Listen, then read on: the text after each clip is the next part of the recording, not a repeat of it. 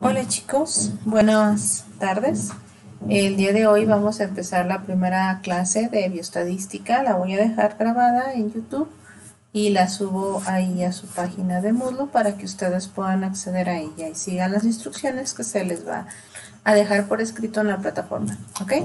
Bueno, ya me presenté, soy la doctora Mónica Imelda Martínez Acuña, estoy a sus órdenes para aprender en este hermoso camino que acaban de emprender hace un semestre en la carrera de químico farmacéutico biólogo. Entonces, bueno, la unidad 1 es fundamentos de bioestadística, como ya lo habíamos mencionado. El contenido es la introducción, las poblaciones y muestras, los parámetros y los estadísticos y las escalas de medición. Entonces vamos a empezar platicando qué es la bioestadística. No sé si ustedes hayan escuchado alguna vez hablar de la bioestadística, si en su prepa les hayan dado estadística, en su secundaria les hayan dado estadística. Yo espero que sí, para que no se les haga tan pesado. Regularmente cuando la gente habla de manera coloquial sobre estadísticas, pues piensan en partidos de fútbol, ¿no? El tiempo que tuvo la pelota tal equipo, tantos encestes, por ejemplo en básquetbol, tantos encestes hizo X persona o demás, ¿verdad? Pero bueno, en este caso nosotros estamos hablando de la estadística ya de manera más formal, como una herramienta para crear conocimiento, como una herramienta para tomar decisiones sobre todo esto último. Bueno, la diapositiva se define que la estadística es la ciencia. Dice, como ciencia, la estadística es un conjunto de procedimientos y técnicas diseñadas con el propósito de obtener, organizar, analizar, interpretar y presentar información. Si ustedes se fijan, es más allá de lo que coloquialmente conocemos. Es obtener, es organizar, es analizar esa información, interpretarla y luego presentarla, ¿sale? Todo eso lo tenemos que aprender cómo hacerlo de la manera más correcta sobre determinado hecho o fenómeno que puede expresarse numéricamente. Por ejemplo, en el caso de la pandemia que estamos viviendo en la actualidad, pues diariamente se están generando informaciones. Se informa, se obtiene, se organiza, se analiza, se interpreta y se presenta la información. Eso es bioestadística pura, ¿sale? La medición es vital en el análisis estadístico, es decir, el proceso de medición debe de ser de manera correcta, de manera adecuada para el objetivo con el que estamos obteniendo estos datos, estas mediciones. Dice, el análisis científico implica identificar los fenómenos en estudio para poder describir su evolución cualitativa y luego vamos a pasar a un análisis más cuantitativo, ¿verdad? Es decir, la medición de estos fenómenos, proporcionando así la característica de magnitud para su conocimiento y su previsión, ¿sale? Entonces, fíjense bien, vamos a medirlo, vamos a conocer su magnitud y vamos a prevenir, es decir, vamos a hacer supuestos a partir de la información que ya se generó. Esta imagen nosotros podemos ver que la estadística en la investigación en la salud, por eso se le llama bioestadística. Nosotros vamos a partir de una población y vamos a hacer inferencias de esa población a partir de una muestra. Esa muestra se obtiene a partir de un muestreo, ¿sale? Eso, si ustedes se fijan, va a la par con el hecho de hacer investigación. El proceso de investigación es a partir del método científico y se genera conocimiento científico. Por eso les mencionaba que sin bioestadística, sin estadística, sin las matemáticas aplicadas en este sentido, pues es poco probable que hagamos ciencia. Simplemente nos vamos a quedar con supuestos, con creencias, ¿verdad? Sin ninguna otra evidencia más que lo que nosotros mismos creemos, ¿sale? Entonces, por eso cuando escuchen hablar a un científico, siempre no va a hablar yo creo en esto, sino va a decir yo pienso que, mi razonamiento me indica que esto es lo más probable que ocurra, ¿sale? Bueno, seguimos. En esta diapositiva, si ustedes se fijan, pueden observar cómo se muestran los resultados de niveles de insulina, ¿verdad? Dice insulinemia, es decir, niveles de insulina en sangre. Tenemos ahí en la diapositiva, digo en la imagen, en la figura A, B, C y D. En la figura A tenemos aquí la determinación de los niveles de insulina en sangre a los 60 minutos y podemos ver cómo se sigue un patrón. ¿Sí lo ven? Esta es una semilog, ¿sale? Si se fijan, esta sube y luego baja. ¿Qué significa esto? Son patrones que siguen estos niveles. Esta gráfica aquí no nos da el dato, pero son varios pacientes a los cuales se les midió los niveles de insulina en sangre hace los 60 minutos de la aplicación del consumo de glucosa, ¿sale? Para ver la respuesta. Si ustedes se fijan, vean qué bonito patrón sigue. Esto es un patrón que se obtiene a partir de estos niveles. Esta es la frecuencia y esta es el porcentaje, ¿sale? Esta es la frecuencia de los pacientes que tienen este porcentaje de insulina a los 60 minutos. Si ustedes se fijan, la mayoría cae en este intervalo. Unos pocos tienen más, unos tienen menos, ¿verdad? Entonces estos son los percentiles. Los percentiles son medidas que nos permiten ver cómo se distribuyen los datos. Es decir, el 10% de la población tiene 36%, ¿verdad? Mientras que el 10% mayor llega hasta 217%, ¿sale? De niveles de insulina. Perdón, esto no es porcentaje, esto es niveles, ¿sale? Entonces, si ustedes se fijan, este es el valor máximo, ¿verdad? El 10% mayor de la población, esta de aquí, llega a tener 217 niveles de insulina, ¿sale? ¿Cuáles son los valores normales o los valores más probables que ocurran? Pues estos que están aquí, ¿verdad? Que van desde no alcanzo a ver bien, desde los 80 hasta acá, ¿verdad? Que son percentil 50, este es el valor más probable que ocurra. Pero bueno, de 87 hasta 135, es decir, de 56 a 137 está aproximadamente el 50% de la población. Si nosotros hablamos, si esta es una población saludable, pues estos serían los valores normales de insulinemia. Pero como no me da más información, yo simplemente digo, de este grupo de personas, los valores más probables que ocurran es de 56 a 136. ¿Por qué? Porque ahí está el 50% de mi población, ¿sale? Entonces, fíjense bien cómo a partir de esta imagen no me da más información, pero si yo la sé leer, yo estoy entendiendo el fenómeno. ¿Sí? Estoy viendo que la mayoría de mis pacientes caen en este intervalo. Y eso ya me ayuda a tomar una decisión. Aquí no nos dicen si los pacientes están sanos o están enfermos. Simplemente la imagen me dice que aquí es donde caen los valores más probables que ocurran en este grupo de individuos, ¿sale? En este caso, en el inciso B, tenemos también a los 120 minutos. Se fijan, ya va cambiando, ¿eh? Pero sigue siendo una distribución logarítmica, como aquí aumenta y luego va bajando, ¿sale? Eso si lo ven en cálculo, recuerdan lo que vieron en cálculo, lo están viendo, pues es una f de x. La f de x es esta, ¿verdad? Es esta, perdón, esta es la frecuencia de x, ¿sale? ¿Cuántas veces se repite cada uno de los valores de x? En este caso, los valores de x representan los niveles de insulina a los 60 minutos, ¿sale? Pues fíjense bien cómo está padrísimo, es cálculo aplicado es estadística, ¿verdad? Aplicado a las ciencias de la salud. ¿Para qué me sirve esto? Pues para conocer cómo se está comportando estos niveles de insulina. Ahí la pregunta podría ser, no sé, de investigación, pueden ser muchas preguntas, pero a lo mejor simplemente estamos tratando de entender qué es lo normal, ¿verdad? Qué es los valores que más se presentan en una población sana o enferma, porque esos valores no nos dan aquí. Bueno, entonces seguimos aquí en la figura número C.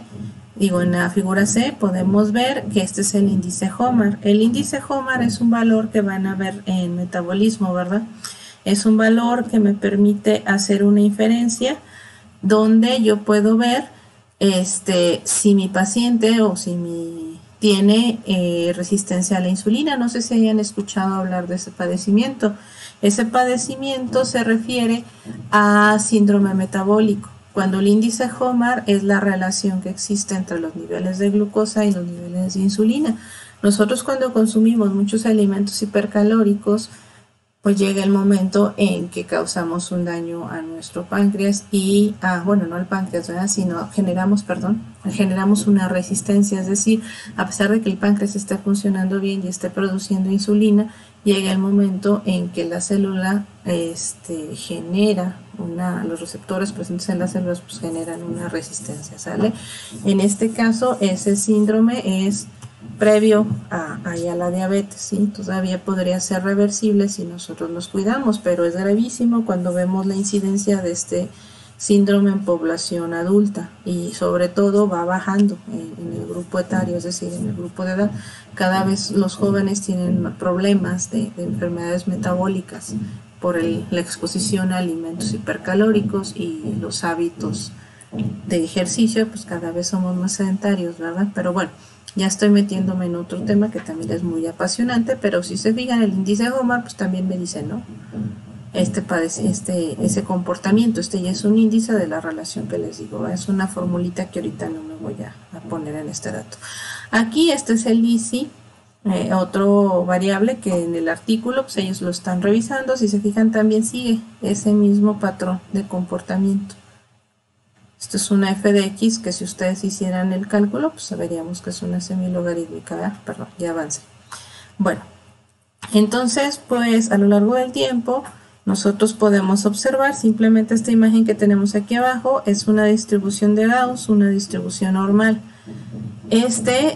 Su autor, como su nombre lo menciona, pues fue Gauss y fueron otros autores, pero es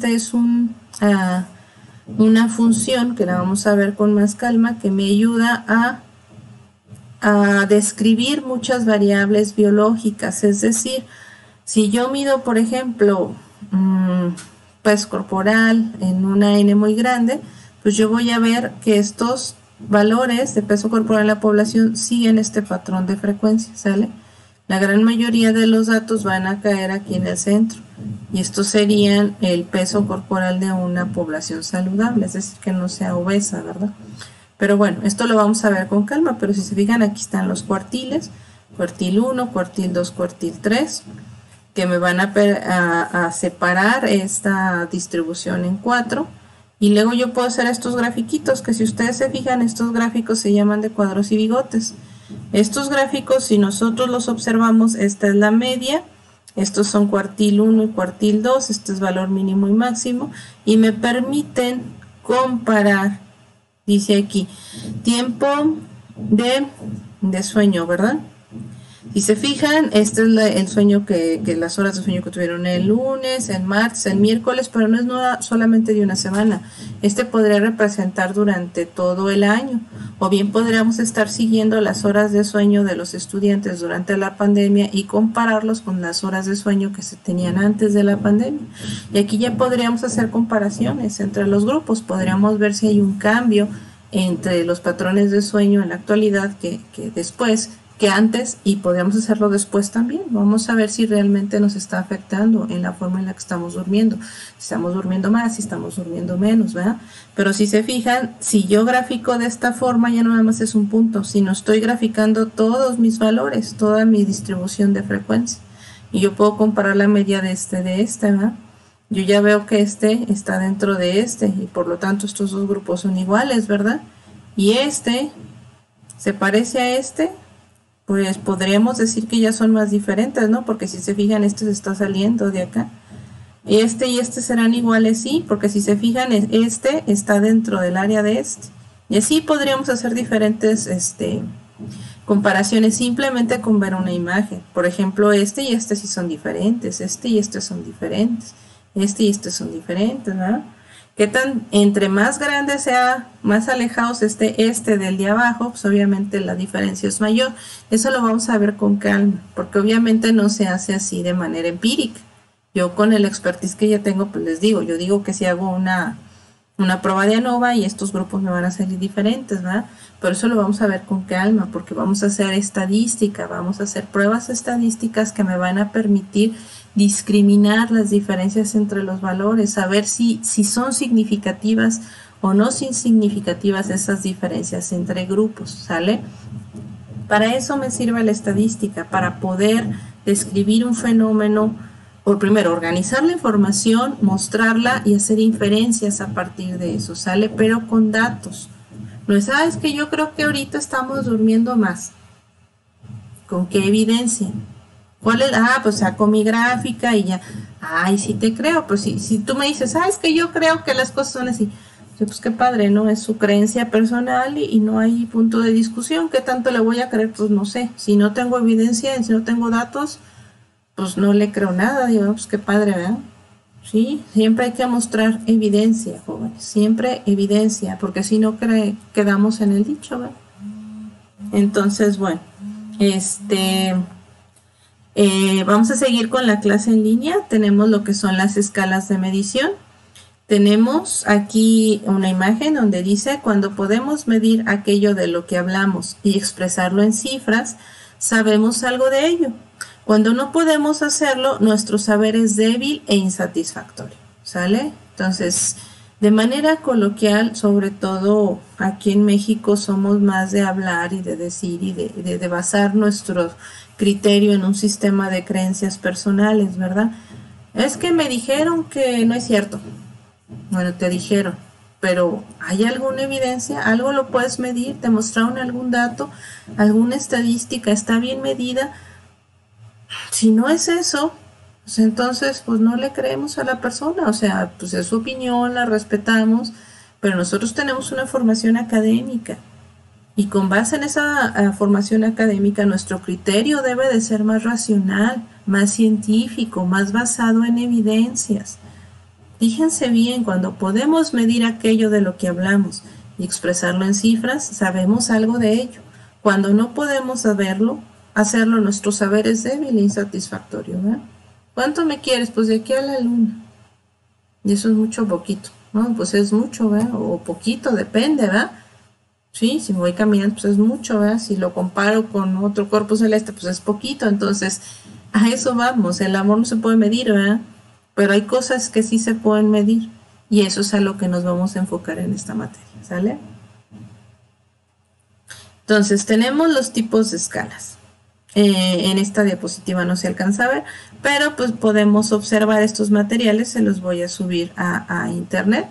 Aquí se ve mejor. Esta es la referencia. De aquí saqué el artículo. No se alcanza a ver, pero en esta otra diapositiva sí se ve la referencia adecuadamente, ¿sale? Entonces tenemos el cuadro 1, que son las principales características y propiedades de las escalas de medición, ¿sale? Nosotros vamos a trabajar las escalas de medición según Stevens, que estas las publicó su artículo en 1957, ¿ok? Esta tablita la saqué del artículo que viene en la diapositiva anterior y ahí abajo se alcanza a ver la referencia, ¿sale? Entonces, para Stevens, nosotros hicimos, él hizo una separación en las escalas. ¿Qué significa una escala de medición? ¿Cómo vamos a medir algo? ¿Sale? ¿En qué escala? Es lo primero que tenemos que definir. ¿En qué escala vamos a medir? Si alguien estudió programación, pues acuérdense, ¿no? La variable es streaming, es no sé qué, ¿se acuerdan? Si no, pues no pasa nada, ¿verdad? Vamos a empezar a estudiar aquí. La escala de medición primera es nominal, ¿sale? Esta escala nominal, su propiedad o su sistema numérico es de identidad, ¿sale?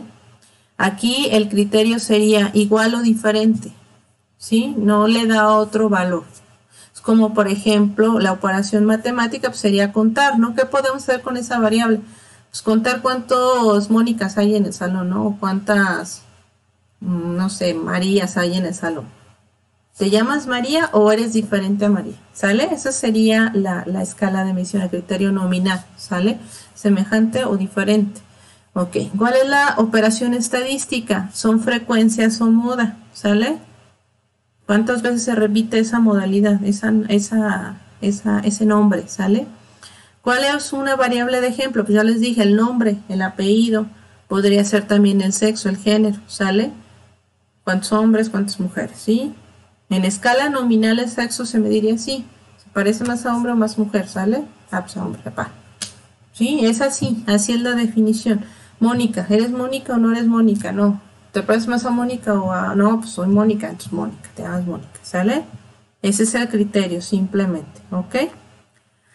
En el caso de una escala de medición ordinal, aquí ya no nada más hablamos de una identidad, hablamos de la magnitud, ¿sale? En una escala ordinal yo tengo que ordenar mayor que o menor que, yo no nada más es semejante o diferente, yo ya debo de decir más que o menor que, ¿ok? ¿Cuáles operaciones estadísticas podemos aplicar en una variable que tiene una escala de medición ordinal? Ah, pues puede ser la mediana o puede ser el rango. Un ejemplo de una variable, pues tenemos el nivel educativo. El nivel educativo, por ejemplo, primaria es mayor que el kinder, ¿va? Secundaria es mayor que la primaria. La nivel licenciatura es mayor que la nivel secundaria, por ejemplo, ¿va? Prepa es menor que licenciatura, mayor que secundaria, ¿ok? A eso se refiere. En la dureza del agua, por ejemplo, la dureza de los minerales es muy duro, más duro, semiduro, ¿sale? Blando. Eso sería una escala de medición ordinal. Ya tiene una magnitud, ¿sale? Tu escala de satisfacción del cliente, ¿va? ¿Cómo se siente? ¿Bien? ¿Regular? ¿Mal? ¿Ok? ¿Qué tan frecuente fuma? Por ejemplo, fumar. Si fuera en escala nominal es sí o no. Ya, punto. Fumar en escala ordinal. Nunca, a veces, cada cuándo. ¿Sí? ¿Más o menos? Ok. Bueno, en la escala de intervalo, la propiedad o sistema numérico es la distancia. Aquí ya estamos hablando, como su nombre lo dice, de un intervalo de medición, ¿sale? La operación matemática sería suma o resta, ¿ok? La operación estadística sería la media o la varianza. Ahí ya podemos trabajar en ese tipo de escala, ¿verdad? Nuestra variable. Los ejemplos serían la temperatura o las notas. Por ejemplo, siempre cuando nos califican van a decir cuál es el criterio. Pues la calificación va a ser de 0 a 10, por ejemplo. ¿Y cuál es el valor reprobatorio? Pues 6. Digo, aprobatorio mínimo es 6. ¿Sale? Entonces sería el intervalo para aprobar de 6 a 10. Oiga, pero bueno, vamos a hacerlo en 100. Muy bien. O cuando hacemos la ponderación. Decimos, a ver, me saqué un 10 en mi examen. Pero ¿cuánto vale en realidad? Pues ese 10 vale el 50% de la calificación total. Eso sería una escala de intervalo. El ejemplo más básico que viene en los libros, cuando uno mide en escala de intervalo es cuando medimos la temperatura. La temperatura, por ejemplo, la escala de Celsius, el 0 representa la temperatura a la cual se congela el agua, es relativa, ¿sale? Es un 0 relativo. Y el 100 es la temperatura a la cual hierve el agua. Entonces, la Celsius es una escala de intervalo. ¿Por qué? Porque es subjetivo a las temperaturas a las que se congela y se volatiliza el agua, ¿verdad? Que bulle el agua. ¿Ok? ¿Sí? Ese sería el caso en escala de intervalo. En escala de razón, ahí sí el 0 es absoluto. Por ejemplo, la temperatura, cuando la medimos en una escala absoluta, pues ya estamos hablando de grados Kelvin. ¿Sí? Ahí es el 0 sí es absoluto. La operación matemática es multiplicación o división. Y la operación estadística sería coeficiente o variación, ¿sale? Y tenemos como ejemplos el peso, la longitud, el ingreso o el precio, ¿sale?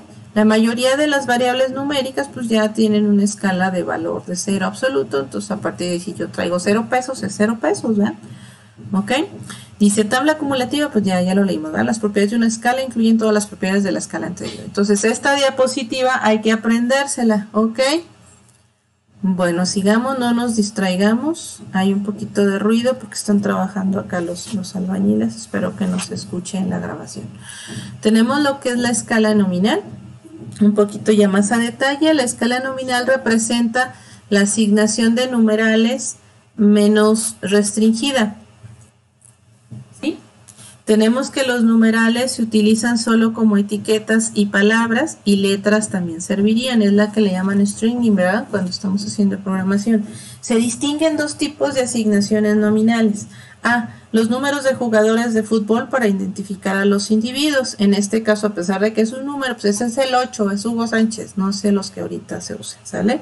B, la enumeración de tipos o clases, donde a cada miembro de una clase se le asigna el mismo número, el mismo numeral, ¿ok? Entonces, acuérdense, en escala nominal nada más me está diciendo etiquetas. Es igual o diferente, ¿sale? La escala ordinal surge de la operación de ordenación de rangos. Un ejemplo clásico es una escala de dureza de los minerales, ya lo hemos explicado. Otros ejemplos se encuentran dentro de las escalas de inteligencia, la personalidad, el grado o calidad de una tela, ¿sale? Y en comentarios pues déjenme más ejemplos, ¿no? De lo que son escalas ordinales. Una escala de intervalo, pues tenemos que llegamos a la forma cuantitativa en el sentido habitual de la palabra. El punto cero en una escala intervalar es cuestión de convención o conveniencia. Este punto es ilustrado por nuestras dos escalas de temperatura, la Celsius y la Fahrenheit, ya los habíamos explicado. Un cero arbitrario es agregado sobre cada escala y un valor numérico sobre una de las escalas es transformado a un valor en la otra por medio de una ecuación de forma x' es igual a ax más b, ¿sale? Una lineal, ¿verdad?